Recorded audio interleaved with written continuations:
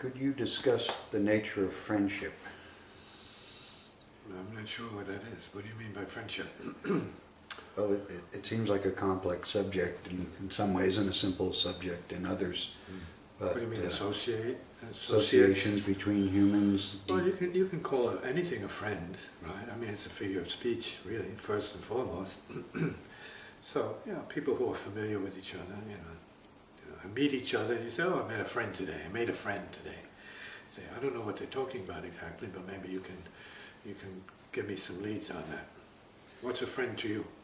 I think it's someone that you feel vibrationally something pleasing and also have various things in common that basically create an attachment. So it's an emotional thing to you, whereas a friend could be somebody you meet in the library and you're just reading the same book or looking for the same book, and your book interest with a no motion, no basis, like connects you. Yes. So you're saying it could be a process of linking, connecting. And then what we do is we identify by way of a contact it as an association or a connection, right? Now, like people on a New York City subway train, they're wearing similar things, so they say, oh, wow, look at this. Same pants. Hey, you buy it over there. I bought mine over there. Yeah, well, hey, how you do? Hey, you got good taste. Hey, good taste, and so on. Or hairdo, right? So association then by appearance. Could be friends by appearance. A guy could be cool, carrying a guitar. If you're a guitar player, you see a guitar player, you might say, oh, hey, what do you got in there? Machine gun? What kind of guitar is it? Right? You get down to that. Say that, friends. So we're talking about association, basically. Maybe common ground or common views, Yeah. So something in common, Yeah, but that's very superficial. We're talking about meetings now, right? We're not talking about free friendship. We're talking about a meeting. Encounters. Let's use the word. Encounter. Yes. Right, so you have encounters. Okay, all right, so I don't know, maybe that's what starts it, is an encounter. Okay? Maybe you don't have an encounter. You have friends now by way of the web, right? Chatting rooms.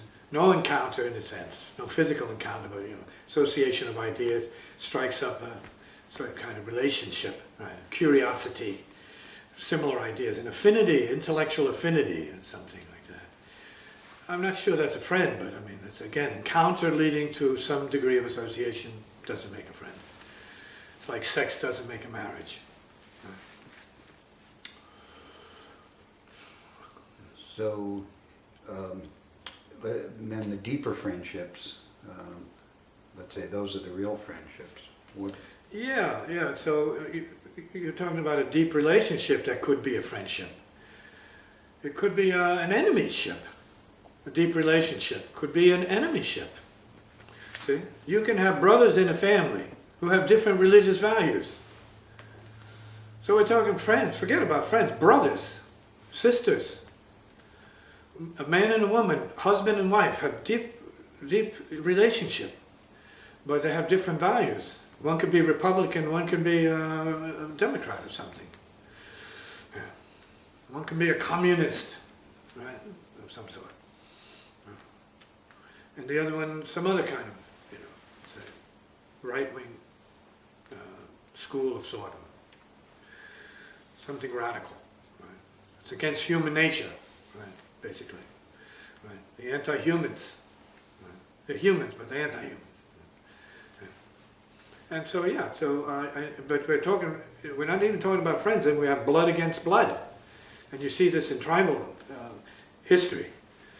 So, straight across the board, throughout history, right? Within the tribe you have these schisms, these divisions, because of ideas or beliefs, so on and so forth. So what's a friend? Same belief? Maybe. A friend based upon belief, similar convictions, see? Similar perceptions, similar views. Right, that could be maybe good grounds for marriage too, same views. See? Often you have people coming together because all the superficial sort of like nice things that occur between peeps, casual conversation, class similarity, right? Looks, values, you buy Park Avenue type apparel, And so, you know, they look good. So you're talking about superficial to the hilt. It's all about looking good. Nothing inside. See? Nothing. But everything on the outside. Yeah, you can have a marriage that way. You can culture kids in that kind of thing. And I've met many along my path. See? Billionaires even. People born to billionaires. Who have this kind of superficial culturing, and the heart is like this empty chamber. This empty insideness. And they have nothing in there. They want to know what feeling is. They want to know what spirit is. They want to know what life is. They want to know what God is. They want to know what love is. They want to know what healing is.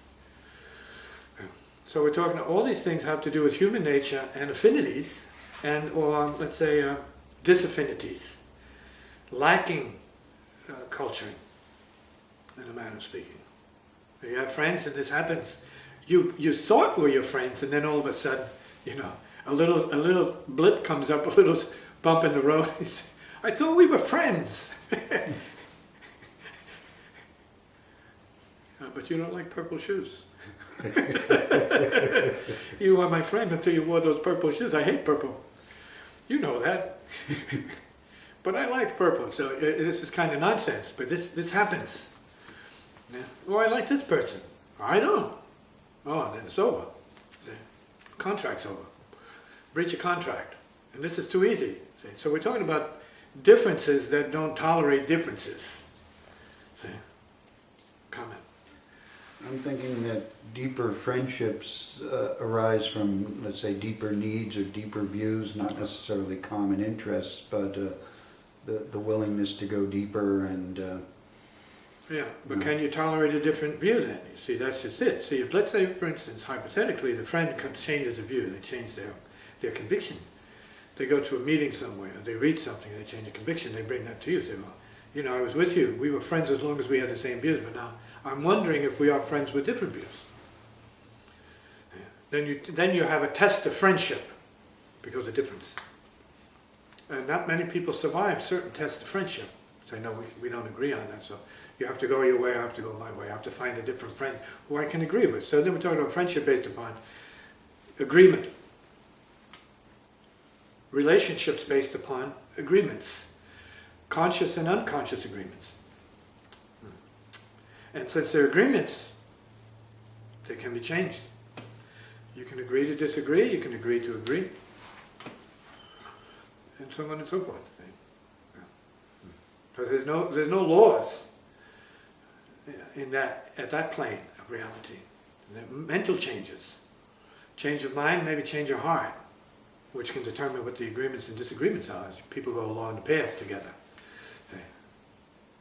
And it brings up a whole other bunch of questions, please. Yeah, I mean, some friendships will endure differences and others won't survive them. And so there's no easy answer, I understand. Well, this is true in the blood. You have the classic cases in the blood where disagreements are deadly. Bring the hatchet out. See? And fathers feel, you know, in the old school, it must be this way or no way.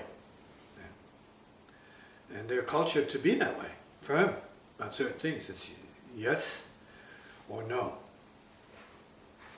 Life or death. See, that kind of, let's say, agreement. And that kind of inflexibility, intolerance is what causes what we see in the war fields today. See, the fields of war. Intolerance, lack of adaptability in a manner of speaking, flexibility, lack of compromise. See? Compromise, I'm saying, at best in the spirit of, let's say, creative, let's say, possibilities. I think another aspect of friendship is sometimes sacrifice is called for on behalf of someone else, and that's maybe a real test. Again, this is test of friendship, and giving and not giving. If there's more giving, then there's maybe the presence of, let's say, love, giving. Love gives, hate doesn't give. Now, love can also not give too, see, because love is smart enough to not give. where the giving is of no use. See? So love can give, and then love can give space, see? Wisely. And when it's working that way, then it's, let's say, with some kind of ultimate purpose to keep some degree of peace. See? So then distance is healing for peace. Better to, let's say, separate. See, agree to separate, that is to create space so as to avoid cataclysm, see? Annihilation, or devastation to oneself or others.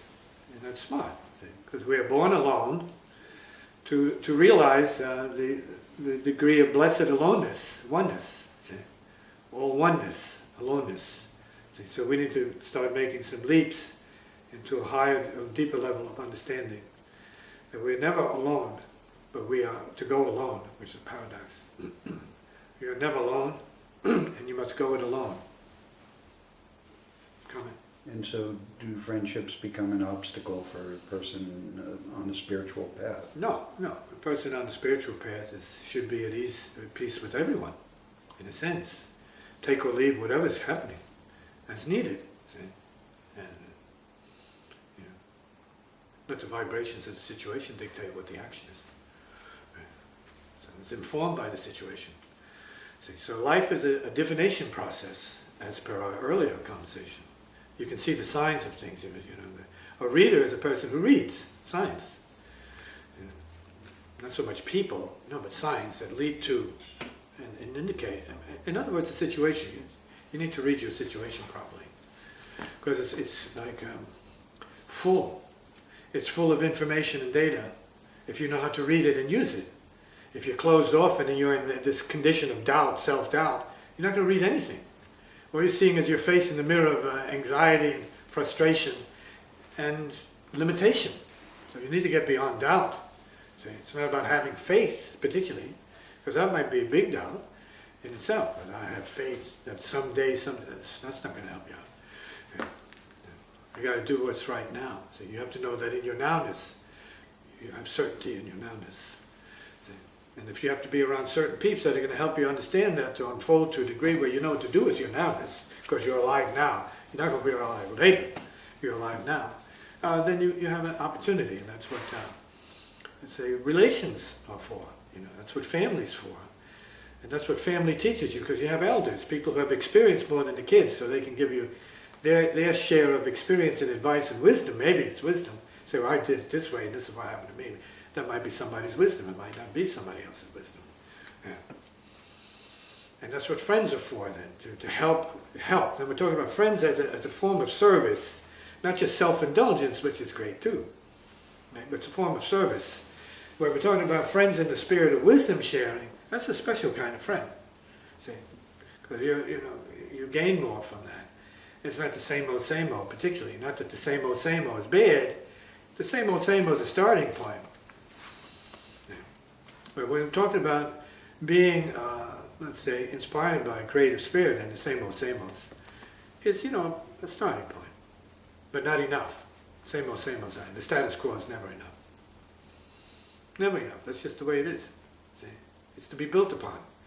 It's to be upgraded. It's to be penetrated. See? It's to be transcended, in a sense. See? Yesterday has to be transcended. Today should be the transcending of yesterday, but people are clinging to yesterday so that there is no transcending of any time. They're stuck. See? So they're being used by the programs of yesterday. See? To speak for yesterday and yesterday alone, or yesteryear, or past history. And that's enough for some peeps, but I'm saying I don't see the spark of creative intelligence in that personally. I don't see it. See? Because it's wood for the fire. But what fire is there? If you're just holding on to the wood, you're supposed to throw it in the fire. Just carry a big bundle of wood with you wherever you go. You got to make some fire with it. Okay? Bring some light out. So does a friendship have a lifespan? And if so, what do we do at the end of it? Well, end of what? A friendship. When we recognize for whatever reason it's... What do you mean, what do you do with it? Haven't you had friendships that ended? Yeah, I've had... Well, I mean, they end. A certain form of it ends. Yeah. I mean, whatever you're calling friendship, right? Well, yeah, what do you do with it? You forget about it. You take advantage of the friends that are with you and enjoy it. That's what you do. Friends past, the friends past. See, this is what I'm talking about. Letting the past dictate to you, and then you're stuck back there. Oh, I had a friend, and my friend and I, we did. We did. Exactly. You got to know that we did, and move forward into we do. Yeah, we do. Now we do. Yeah, get into the do of it, not did. No. Did is done. And sometimes what you did informs you. And this is the best use of, like, let's say, reflection relative to time. Is it informs you what you need to do now, what you haven't done, let's say, or what you need to do again, maybe differently and better. This is also part of the, let's say, the beauty of evolution. So yeah, I did that, I learned that. Now I'm bringing this to the table because I learned that. We're applying it to this situation. See, solutions, solution intelligence, solution mind. I'm bringing the solution mind. It's good friendship, solution mind. So, what about an overlap between friendship and romance? Is there? Oh, I don't think romance should be based upon friendship. Marriage should be born of friends. See? That means a deeper level of giving and sharing. If there is a marriage, I mean, friendship is a marriage. I mean, we're all married, We're all associated, married. We're all bound, to something. So we're married to all kinds of things that are more or less worth throwing out. So you may as well divorce yourself from BS. BS, friends and associations, once you realize that you have something more that you need to do without the gravity of being held back by BS associations. I mean, that's the individual's choice, see, to free themselves of what they don't need and move on, without having to fear loneliness, which is neurosis. Chuck that off your back and around your throat, throw it off your throat, and have a little bit of courage to move forward in this sense. Or some people say courage to stand up or whatever. But it's not a phrase. You just have to do. You have to get into the doing of what it is. Keep moving, progressing. Keep looking for adventure. Some people say that's fun. Yeah. Adventure. Yeah. More adventure. You need more adventure. Peeps, you need more adventure. If you're not experiencing this continual adventure in yourself, then you better get outside and do something else. So you don't feel you're collapsing on yourself or crushing yourself or destroying yourself, your own hopes, your wishes, your dreams, and your potential. All right? Save yourself from yourself. And that would also include saving yourself from your friends. What friends? Right, now you're talking about what friends. Yeah. If you have to save yourself from your friends, you don't have any friends. Yes. Right. We're talking about then solution. You want more associates who are part of the solution, mind. See? Making things work, mind. Creating, mind. Overcoming, let's say, darkness, mind. No darkness, mind. Not being willing to be bored meditating on darkness. See, it's boring. No. Celebrate the light of life you have right now. And do what you have to do with that. And share it with others. Make sure that you're conducting that with other peeps of like spirit. See? Like fun or like adventure. See? Music to me is that kind of thing. Things I do are part of the adventure. See, always exciting, unfolding. See? And that's what we need to catch the wave of that. See? So would you say that we need to be a friend to ourselves before we can be a friend to others? I would say that's the point. Yeah, you need to be true to you, in a sense, not to your ego, let's say, because the ego is not necessarily friendly. See, self-limiting, if we define it as such, self-limitation, then that's your enemy. See? You have to free yourself of itself, and then be your own friend somehow or other. And then it's not even that you're your own friend, you're just, you're then liberated to be whatever you need to be to yourself. See? True then. You want to be true and real to you, so to speak.